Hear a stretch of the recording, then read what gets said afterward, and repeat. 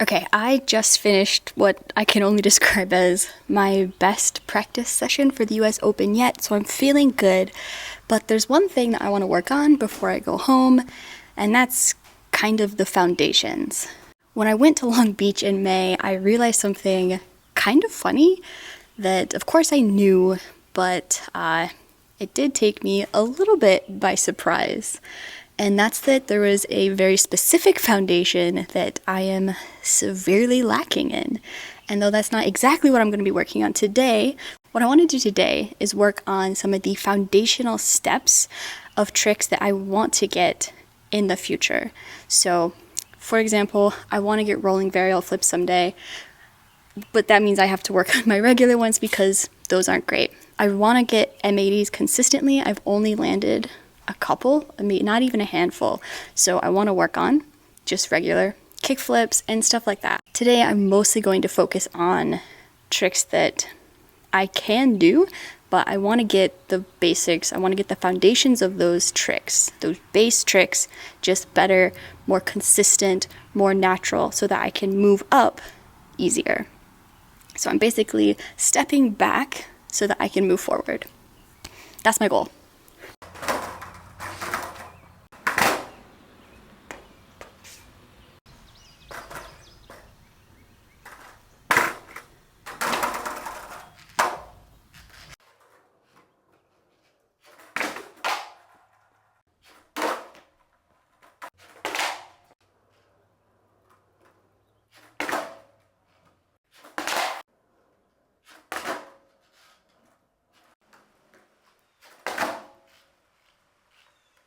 I think one of the extra good things about taking the time and taking a moment to focus on the basics, even if you feel like you've surpassed them or gotten pretty good at them, is that it gives you a moment to really focus on the trick and kind of refocus on the mechanics from a point of higher skill level. So you're much better at skating and you can kind of revisit that basic trick, that foundational trick, and really feel it better. And that's what I notice when I revisit foundational tricks, and I can start to focus more on nuances of that trick, like trying to get a better flip for the kick flip, moving my body to a better position to land on the board.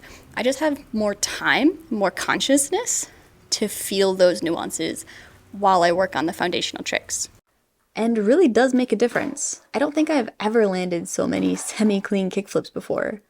These finger flips, on the other hand, are still rather new to me. I've never put a ton of intentional, consistent practice into these before, but I can get them on occasion, and now that I'm a better skater, I can certainly focus on more important aspects now that I'm revisiting them. For example, I realized that they work better with my feet and my shoulders facing forward.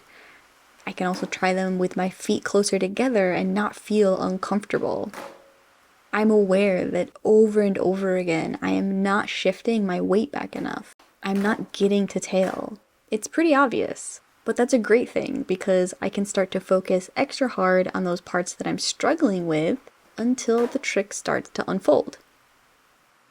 The ground got too wet to safely skate in the pavilion, so unfortunately, my session did get cut short, but that doesn't undermine the importance of what I wanted to chat about today. You see, I confirmed something that is equal parts obvious and important when I was skating in Long Beach, and it all starts at Harbor City Skate Park. And I got to go with 3 incredibly talented street and park skaters, Dan, Vanessa, and Bianca, who you might be familiar with. At least Dan and Vanessa both have YouTube channels that they're killing. Quick side story, I planned on skating with Dan during this trip, but Vanessa and Bianca just happened to be on vacation in Long Beach the same time that I was, so that was a really pleasant surprise. Anyways, we all went to skate Harbor City Skate Park together. Dan was pretty much the dedicated filmer because he was still working on his injury. Getting over his injury at the time, and Vanessa and Bianca were just shredding the park.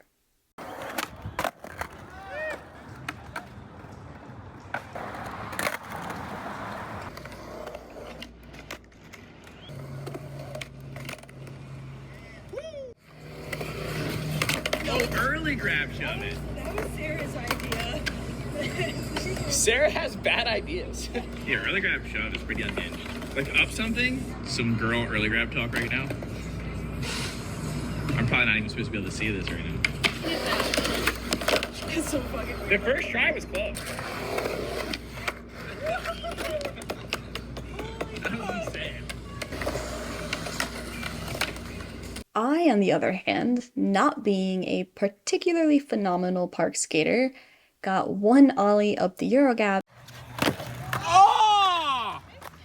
But you did it. What do you mean you missed it? Yes! That was so sick. She said she's tried a Euro before, but it was tiny and she died. And then proceeded to work on this for the next 3 hours. She said she's gonna surprise me. If you kickflip this Euro, I swear to God, I will enter a freestyle contest. You promise. If you kickflip this Euro gap, I'll enter the US freestyle Open, contest. specifically. Yeah. Got it. Oh, you're actually gonna probably do this. Okay. But no, you get 5 tries. You get 5 tries. Now you get 5. If you land on the next one, you only get 1 more. I don't know. It counts. No, it does You're not. entering the That does contest. not count. Yes, That does not count.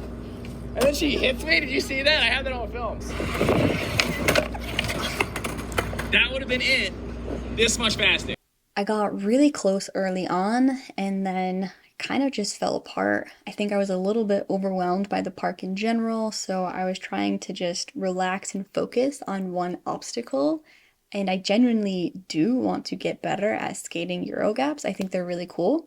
I had only had the chance to skate one when I went to Woodward, but it was really tiny and I just bodied it twice. I don't think I actually even made it up it.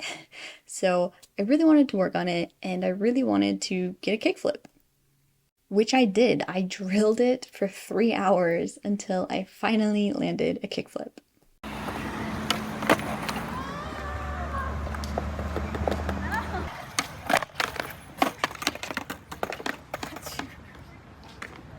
You have.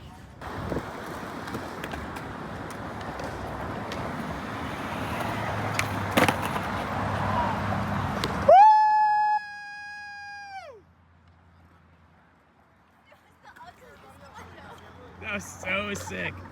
So hyped. I'll lead your first Euro and kick with your first Euro on the same day. Get her back. I was stoked, but I was also pretty sure I had torn or gotten a few micro tears in my quad because I actually couldn't walk properly for like the next 4 days or so. I definitely pushed myself way too hard working on this trick, and at the time, I thought I might be pushing myself, but I didn't realize that I was kind of giving myself a serious or semi-serious injury. It's all healed now, but yeah, I was kind of done skating after this day. I definitely overdid it, but I am okay now.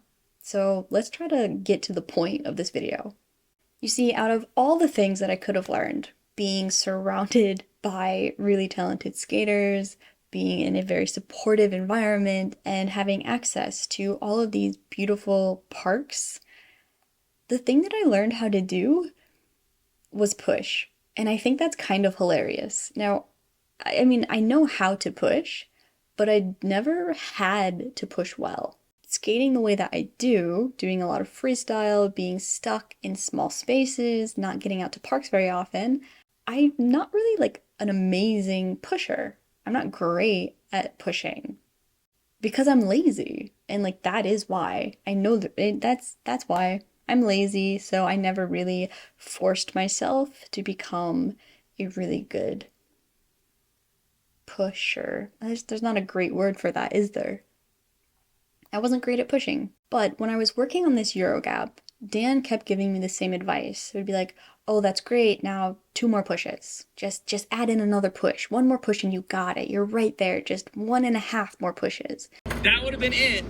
This much faster. I agreed that I thought that I was skating too slow, but it felt like I didn't have enough space. The run-up felt very small to me, so I didn't really know how to put in more pushes except for to try to rush them.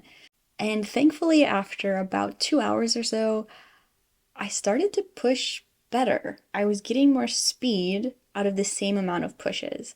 So my pushes were more powerful and probably a lot more efficient because I had the same run up, but I was going faster without actually pushing more times. And when I started to realize this was happening, I was able to zero in on it and think, okay, better pushes, skate faster, and push better.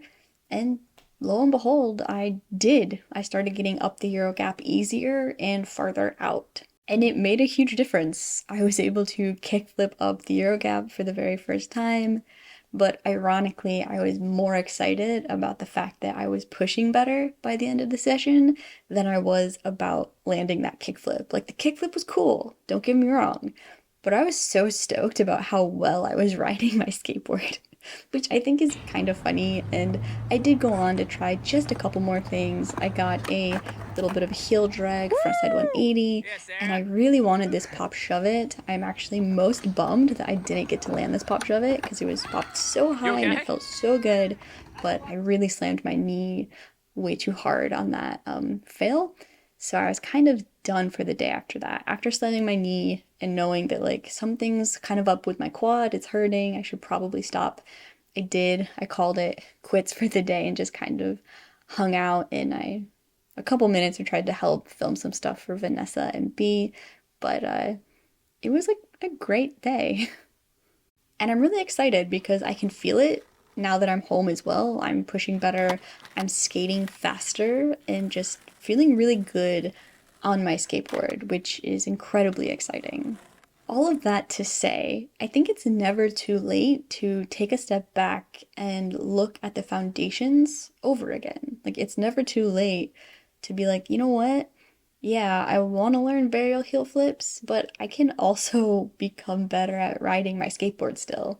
I've been skating for over 4 years now, and I'm definitely comfortable on my skateboard, but there's all kinds of basics and foundations that I can still revisit. And when I revisit them now, as a much better skater than I was 4 years ago, you just have a different perspective. And I think that perspective is really valuable and worth looking into. Like, it's just never too late. I've gotten so much better at skateboarding. I want to take advantage of that skill and get better at the foundations while I also work towards new tricks, basically.